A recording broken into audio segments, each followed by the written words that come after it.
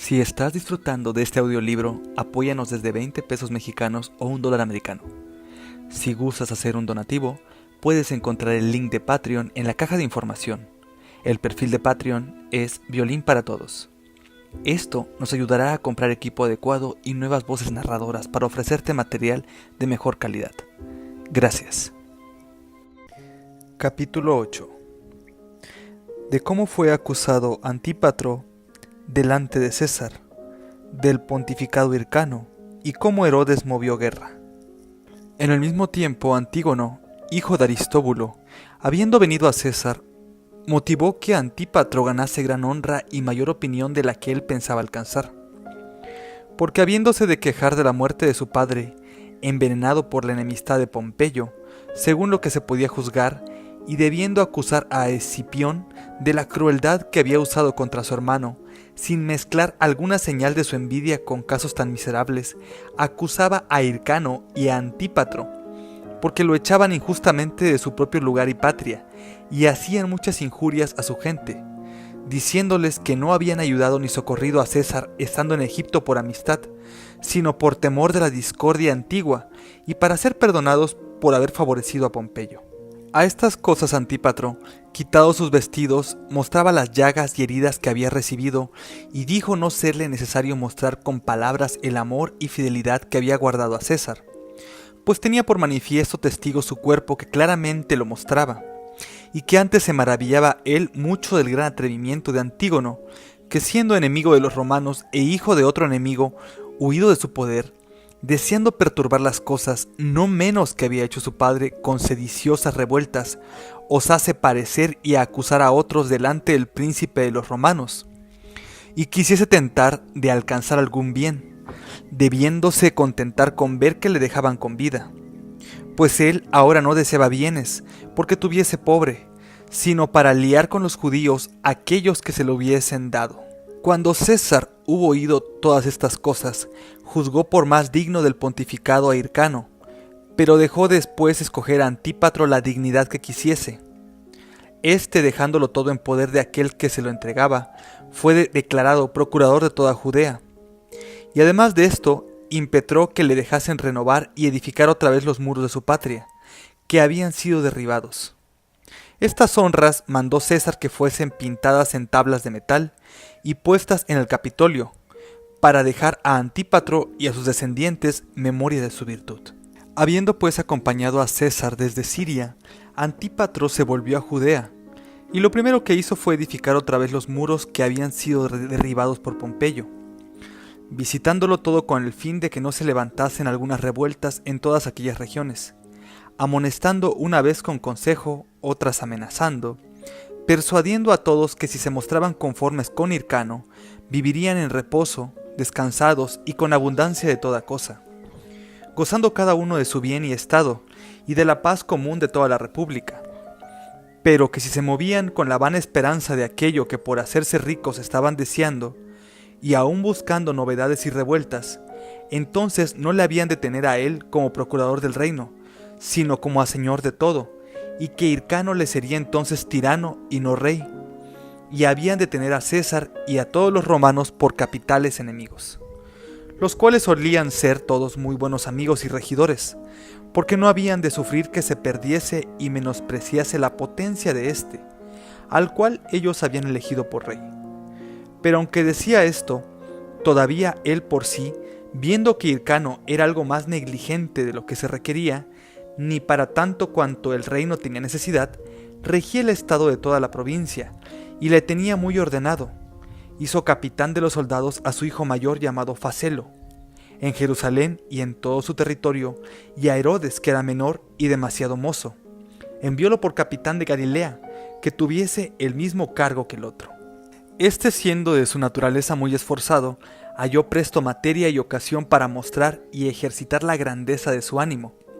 porque habiendo preso al príncipe de los ladrones y salteadores, Ezequías, al cual halló robando con mucha gente en las tierras cercanas a Siria, le mató a él y a muchos otros ladrones que le seguían. Fue esta cosa tan aceptada y contentó tanto a los sirios, que iba Herodes cantando y divulgando por boca de todos en los barrios y lugares como que él les hubiese restituido y vuelto la paz y sus posesiones. Por la gloria pues de esta obra fue conocido por Sexto César, pariente muy cercano del gran César que estaba entonces en la administración de toda la Siria. Y Facelo trabajaba en vencer con honesta contienda la virtuosa inclinación y el nombre que su hermano había ganado, acrecentando el amor que todos los de Jerusalén le tenían, y poseyendo esta ciudad, no hacía algo ni cometía cosa con la cual afrentase a alguno con soberbia del poderoso cargo que tenía. Por esto era Antípatro obedecido y honrado con honras de rey, reconociéndole todos como a señor, aunque no por esto dejó de ser tan fiel y tan amigo de Hircano como antes era. Pero no es posible que estando uno en toda su prosperidad carezca de envidia, porque Hircano, aunque antes le ofendía ver la honra y gloria de los mancebos, y principalmente las cosas hechas por Herodes, viéndose fatigar con tantos mensajeros y embajadores que levantaban y ensalzaban sus hechos, y que muchos envidiosos que suelen ser enojosos y aún fatales a los reyes,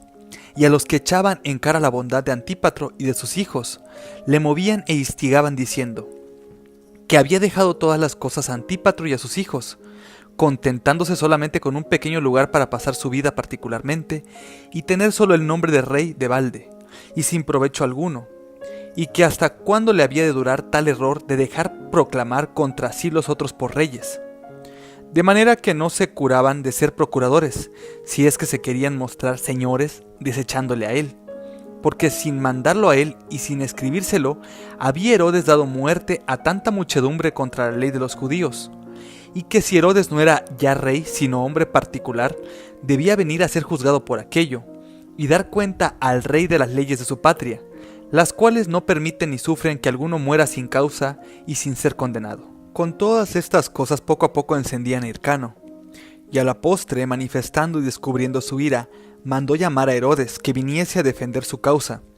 y él por mandárselo su padre y con la confianza que las cosas habían hecho le daban, dejando gente de guarnición en Galilea, vino a ver al rey. Venía acompañado de alguna gente esforzada y muy en orden, por no parecer que desafiaba a Hircano si traía muchos, o por no parecer desautorizado, y dar lugar a la envidia de estos si venía solo.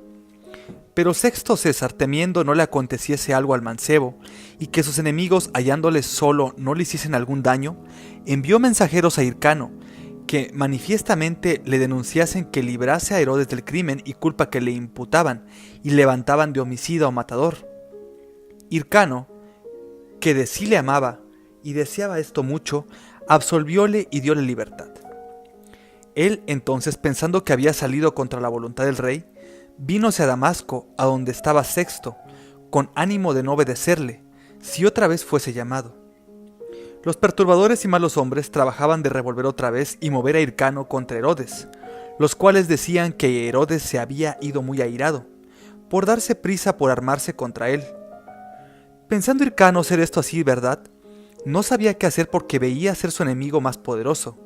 y como fuese Herodes nombrado capitán de toda Siria y Samaria por Sexto César, y no solo fuese tenido por el favor que la gente le hacía por muy esforzado, pero aún también por sus propias fuerzas,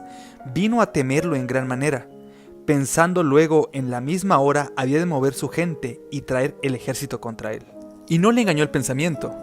porque Herodes, con la ira de cómo le habían acusado, traía gran número de gente consigo a Jerusalén, para quitar del reinado a Hircano. Y lo hubiera ciertamente hecho así, si saliéndole al encuentro su padre y su hermano, no detuvieran su fuerza e ímpetu, rogando que se vengase con amenazarlos, y con haberse enojado e indignado contra ellos,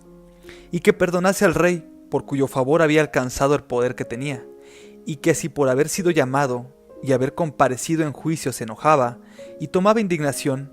que diera gracias por haber sido librado, y no satisfaciese solo a la parte que le había enojado y causado desplacer, pero también que no fuese ingrato a la otra que le había librado salvándole, y que si pensaba deberse tener en cuenta los sucesos de las guerras, considerase cuán inicua cosa es la malicia, y no se confiase del todo vencedor, habiendo de pelear con un rey muy allegado en amistad, y a quien el corazón debía mucho, pues no se había mostrado jamás con él cruel ni poderoso, sino que por consejo de malos hombres que males querían, había mostrado y tentado contra él una sola sombra de injusticia. Herodes fue contento, y obedeció a lo que le dijeron, pensando que bastaba, para lo que él confiaba, haber mostrado a toda su nación su poder y fuerza. Estando en estas cosas, levantándose con una discordia y revuelta entre los romanos, estando cerca de Apamía, porque Celio Baso, por favor de Pompeyo, había muerto con engaños a Sexto César, y se había apoderado de la gente de guerra que Sexto tenía. Los otros capitanes de César perseguían con todo su poder a Baso para vengar su muerte, a los cuales Antípatro con sus hijos socorrió por ser muy amigo de entre ambos. Es a saber del César muerto y del otro que vivía, y durante esa guerra vino de Italia Marco, sucesor de Sexto, de quien antes hablamos.